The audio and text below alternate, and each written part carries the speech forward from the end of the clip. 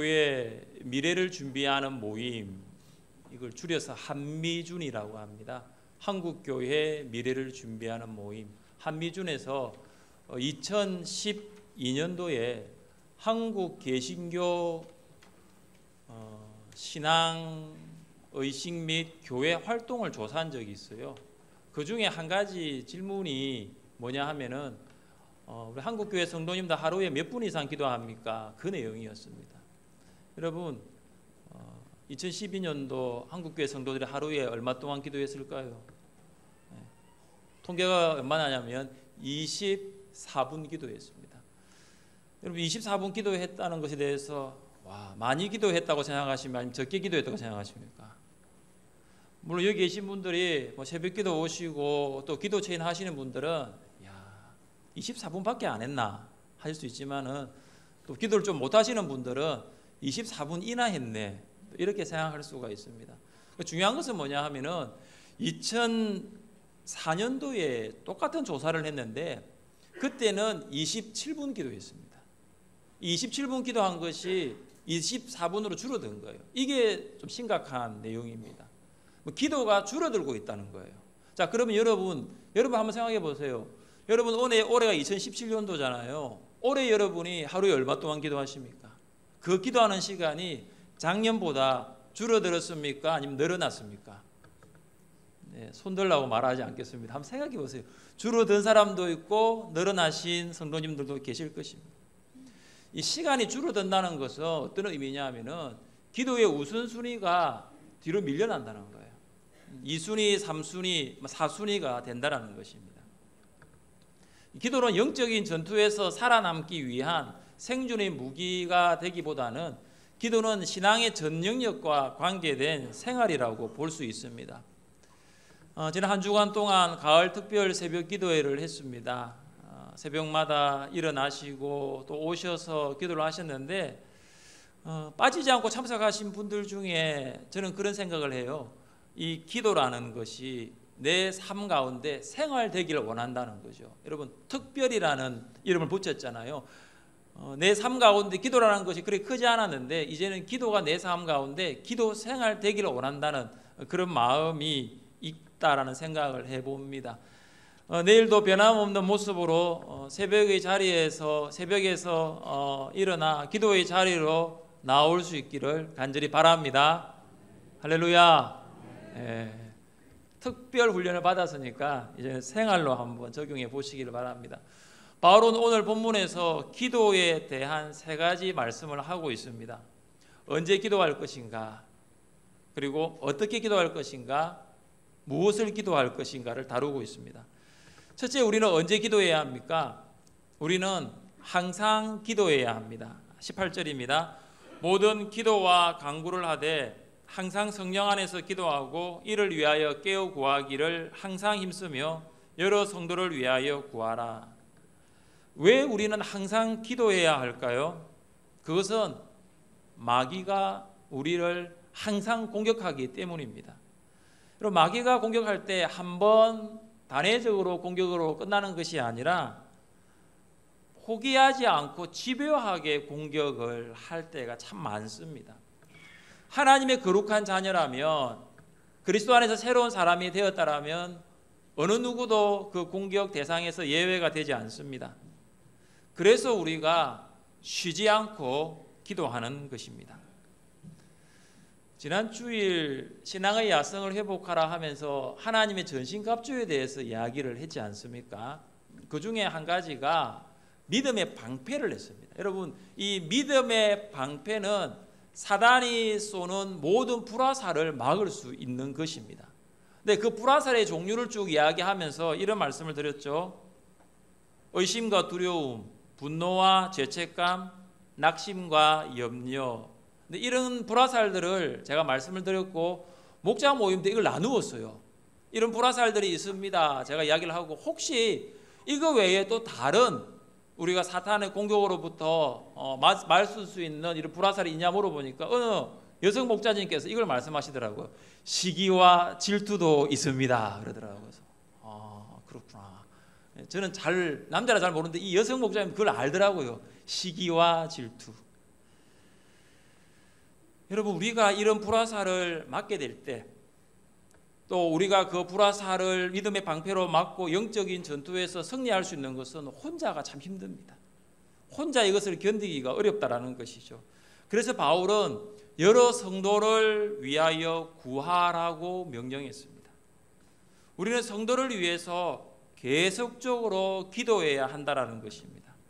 영적 전투에서 승리하기 위해서 서로를 위한 끊임없는 중보기도가 반드시 따라와야 합니다. 우리 함께 말씀을 읽어보겠습니다. 한 사람이면 배악의 끈이와 두 사람이면 맞설 수 있나니 세 겹줄은 쉽게 끊어지지 아니하느니라. 세 겹줄은 어떻다고요? 쉽게 끊어지지 않는다라고 하고 있습니다. 우리 옆에 계신 성도님들 한번 바라보시기를 바랍니다. 한번 바라보세요. 저를 바라보는 것이 아니라 옆에 있는 성도님들을. 저를 바라보지 마십시오. 자, 이렇게 이야기합니다. 성도님은 절대로 쓰러지지 않을 것입니다.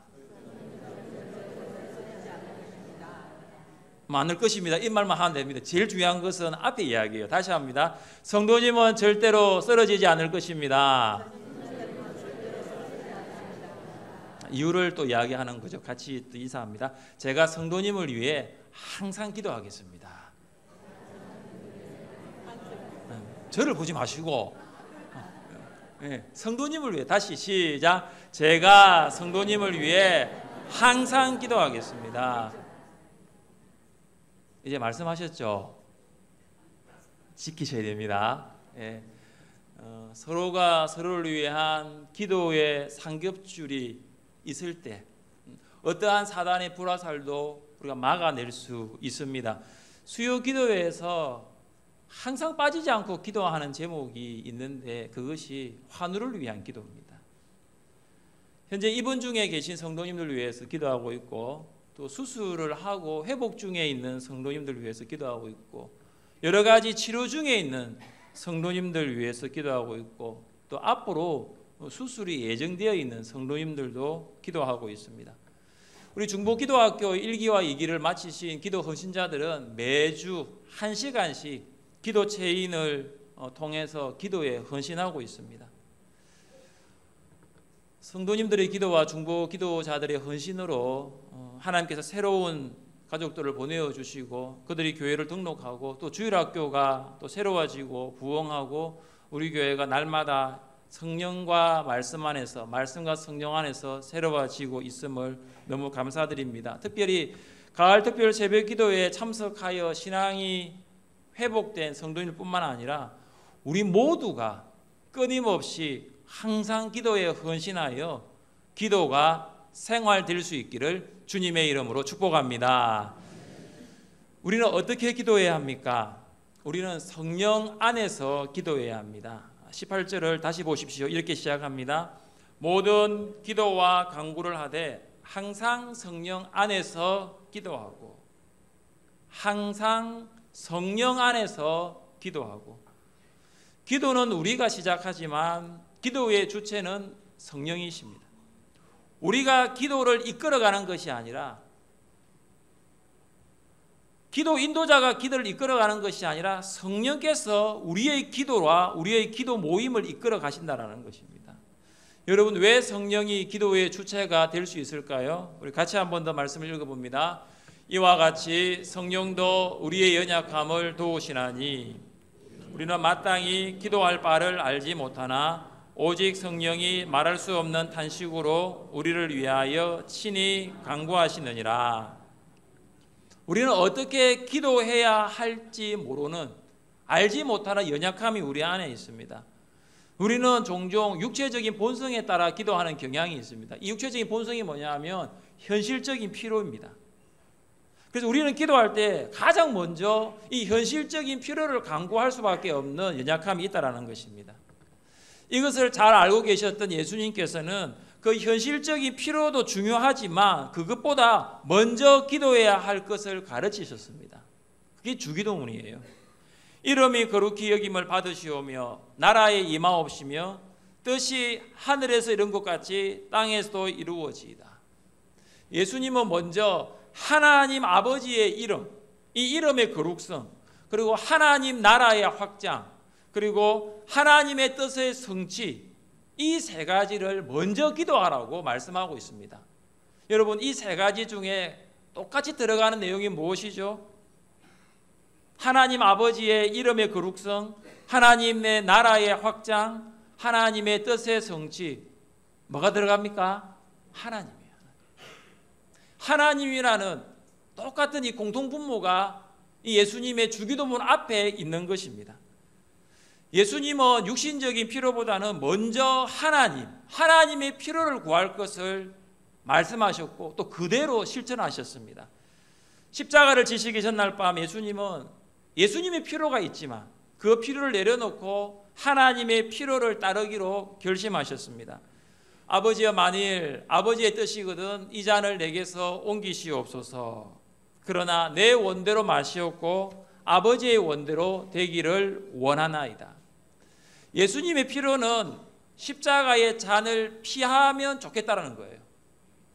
하지만 하나님의 필요는 뭐냐? 예수님이 십자가를 지고 인류의 모든 죄를 대속하여 구원하는 것이 하나님의 필요였습니다. 예수님은 하나님의 필요가 먼저였어요. 자신의 필요를 내려놓았어요. 우리의 기도 안에 하나님의 필요와 우리의 기도가 어느 정도 차지하고 있는지를 한번 볼 수 있기를 바랍니다. 물론 우리가 시험과 졸업을 앞둔 자녀들을 위해서, 또 남편의 직장과 아내의 건강을 위해서, 또 부모님의 수술과 회복을 위해서 기도합니다. 사실은 이 현실적인 필요에 있어서 우리가 자유롭다라고 말을 할 수가 없어요. 그러나 신자의 기도는 이 개인적인 어떤 현실적인 필요를 구하기 전에 하나님의 필요가 먼저여야 합니다. 여러분, 다른 종교를 한번 보세요. 여러분, 불교 또 혹은 다른 종교를 보시면 신의 필요를 구하지 않습니다. 거의 자기의 필요예요. 양산 통도사에 가보셨습니까? 대구 803 갓바위에 가보셨습니까? 그게 올라오는 사람들이 다 자기 필요를 위해서 오는 거예요. 아마 지금 많이 있을 거예요. 이제 수능이 얼마 남지 않아 가지고 지금 얼마나 기도하는 엄마들이 많이 있는지 모릅니다. 뭐냐, 자기 필요예요. 신의 필요, 이게 상관이 없는 거예요. 오로지 인간의 현실적인 필요, 오로지 땅의 소원만 아릴 뿐입니다. 우리의 기도 안에는 하나님의 필요하고 나의 필요하고가 얼마나 차지하고 있는지 한번 살펴보십시오. 울산을 위해 기도하십시오. 그리고 여러분의 자녀가 다니고 있는 학교를 위해 기도하십시오. 여러분과 여러분의 남편이 다니고 있는 직장을 위해 기도하십시오. 울산이 우상과 향락의 도시가 아니라 하나님을 예배하는 도시가 될 수 있도록, 학교에서 가르치는 교장과 교감과 모든 선생님들이 정말로 아이들을 잘 가르칠 수 있도록, 기업을 운영하는 CEO라든지 책임자들이 정말로 신실하게 기업을 운영할 수 있도록, 여러분, 그렇게 기도하면은 울산이 달라집니다. 학교가 변화됩니다. 직장이 새로워집니다. 많은 그리스도인들이 기도를 시작할 때 자기 필요를 위해서 기도하는 것은 성령께서 그 기도의 첫 단추에 있지 않기 때문입니다. 그래서 우리는 성령께서 기도를 인도해 주십시오. 기도를 시작하기 전에, 나의 필요를 이야기하기 전에 성령께서 이 기도를 인도해 달라는 그 기도부터가 먼저 시작이 되어야 될 줄 믿습니다. 왜 우리는 성령 안에서 기도해야 할까요? 성령께서 기도를 인도해 주실 뿐만 아니라 성령께서는 우리를 대신하여 기도하십니다. 우리 한 번 더 로마서 8장 26절을 읽어보겠습니다. 이와 같이 성령도 우리의 연약함을 도우시나니 우리가 마땅히 기도할 바를 알지 못하나 오직 성령이 말할 수 없는 탄식으로 우리를 위하여 친히 간구하시느니라. 우리는 기도의 내용뿐만 아니라 기도의 시작도 우리가 스스로 하기가 쉽지 않습니다. 여러분, 오늘 예배 드리기 전에 기도하셨습니까? 무엇을 기도하셨습니까? 사실은 일주일 동안 바쁘게 살면은 기도가 안 됩니다. 기도의 문이 안 열리고 기도의 줄이 잡히지가 않아요. 그때는 성령께서 여러분을 위하여 기도하신다는 것을 아셔야 합니다. 한 번은 집사님의 가정을 신방을 간 적이 있습니다. 자리에 앉아서 기도하고 난 다음에 안부를 물었죠. 집사님 어떻게 지내셨습니까? 보통 같으면은 뭐 어떻게 지냈다라고 말씀을 하실 분이 아무 말씀도 하지 않는 거예요. 입을 그냥 다물고 계셨습니다. 뭐 여러 가지로 어려움이 있겠다 싶어서 먼저 예배를 드리면 좋겠다라고 말씀을 드렸고 예배를 함께 드리는 가운데 집사님이 우시더라고요. 그걸 보면서 하나님께서 이 예배 가운데 특별히 성령께서 집사님의 마음의 문을 열고 계신다는 생각을 하게 되었고, 그러면서 서서히 이제 얼굴이 조금씩 밝아지기 시작했습니다. 성령께서 역사하시는 거죠. 하나님과 이렇게 소통이 되니 이제 저에게 이야기를 하더라고요. 그동안 마음에 깊숙이 숨겨놓았던 이야기를 꺼냈습니다. 남편의 외도, 남편의 불신앙, 자녀들의 탈선과 자녀들의 불순종, 이거는 꺼낼 수 없는 이야기고, 그런데 성령께서 그 모임 가운데 임하시고 성령께서 그 기도 가운데 임하시니 정말로 힘든 부분을 끄집어내시더라고요. 신방을 하면서 하나님과의 소통이 사람과의 소통보다 먼저라는 것을 알게 되었습니다. 성령께서 마음을 열어주실 때에 하나님께 기도할 수 있고 사람과 통할 수 있다는 것을 알게 되었습니다. 여러분, 성령께서는 우리의 인간적인 필요만을 기도할 수밖에 없는 우리의 기도를 도와주시고, 마음이 무너지고 힘들어서 도저히 기도할 수 없는 우리를 대신하여 기도하시는 분이신 줄 믿으시기를 바랍니다. 마지막으로 우리는 무엇을 기도해야 할까요? 우리는 복음 전파를 위해 기도해야 합니다. 우리 함께 19절을 읽겠습니다. 19절입니다. 또 나를 위하여 구할 것은 내게 말씀을 주사 나로 입을 열어 복음의 비밀을 담대히 알리게 하옵소서 할 것이니. 에베소서의 저자는 사도 바울입니다. 여기서 사도 바울이 신약의 27권 중에 절반을 기록했습니다. 그런데 그만큼 성경을 많이 기록한 바울이지만 오늘 무엇을 이야기하고 있습니까? 나를 위해서 기도하면 좋겠다. 기도의 내용이 이것입니다. 내게 말씀을 주사. 내게 말씀을 주사. 그렇게 성경을 많이 기록했지만 내가 복음을 전하기 위해서는 하나님의 주시는 말씀을 받아야 된다는 그 간절함이 있었던 것입니다. 여러분, 말씀을 받지 않으면 복음을 전할 수가 없습니다. 하나님께서 우리에게 말씀하실 때에, 하나님께서 우리에게 음성 들려주실 때에 복음을 전할 수 있는 것입니다. 어린 사무엘이 제사장 엘리와 함께 성막에서 하나님을 섬겼습니다. 엘리는 자기 방에 누워 있었고 사무엘은 성막에 누워 있었습니다. 하나님께서 사무엘을 부르십니다. 근데 사무엘은 엘리가 부른 줄 알고 엘리에게 가봤는데 엘리가 하는 말이 내가 너를 부르지 않았다라고 하시 자라고 이야기합니다. 또다시 하나님께서 사무엘을 부르십니다. 또 사무엘은 일어나 엘리가 부른 줄 알고 갔더니 엘리가 내가 안 불렀다고 다시 누워라고 이야기합니다.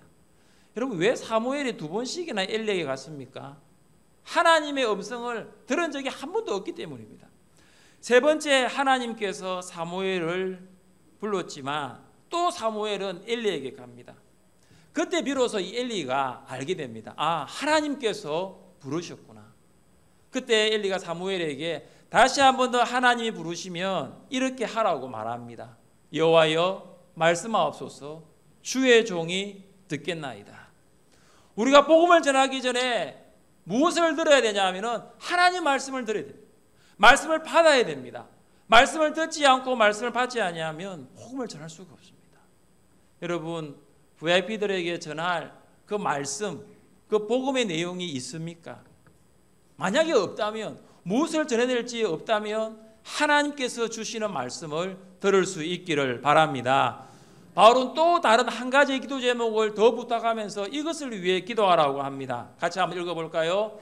나로 입을 열어 복음의 비밀을 담대히 알리게 하옵소서.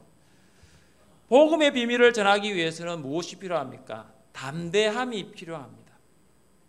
사실 바울은 로마의 황제 앞에서, 그리고 로마의 제국의 권위자들 앞에서 주눅들지 않았습니다. 담대하게 복음을 전했습니다. 바울이 복음의 비밀을 담대하게 전할 수 있었던 것은 에베소 교회 성도들의 중보기도였습니다. 그들이 기도하고 있기 때문에, 그들이 지금도 나를 위해 기도하고 있기 때문에 하나님이 주시는 그 담대함으로 복음을 전하게 된 것입니다. 바울은 복음의 비밀을 전하기 위해 사신이 되었다라고 고백합니다. 20절입니다. 이 일을 위하여 내가 쇠사슬에 매인 사신이 된 것은 나로 이 일에 당연히 할 말을 담대히 하게 하려 하심이라. 여기 사신이라는 말은 대사라는 거예요. 대통령이 모든 나라를 갈 수가 없잖아요. 대통령이 대사를 임명합니다. 그래서 각 나라마다 대통령이 대신해야 할 일들을 이 대사가 대신하고 있는 거예요. 하나님께서는 우리들에게, 이 땅에 사는 사람들에게 하나님의 복음을 전하는 하늘나라의 대사로 부르신 줄 믿습니다. 여러분은 그 복음의 비밀을 전할 VIP들이 있습니까? 가족 중에 불신자들이 있습니까? 그리고 전도 전에 믿다가 낙심한 가족들이나 친척과 이웃들이 있습니까? 그 친구나 혹은 여러분 주위에 살고 있는 이웃들, 또 함께 직장 생활하고 있는 직장 동료들, 학교 동창생들, 가게 단골 손님, 거래처, 미용실, 빵집, 마트 주변을 한번 돌아보십시오.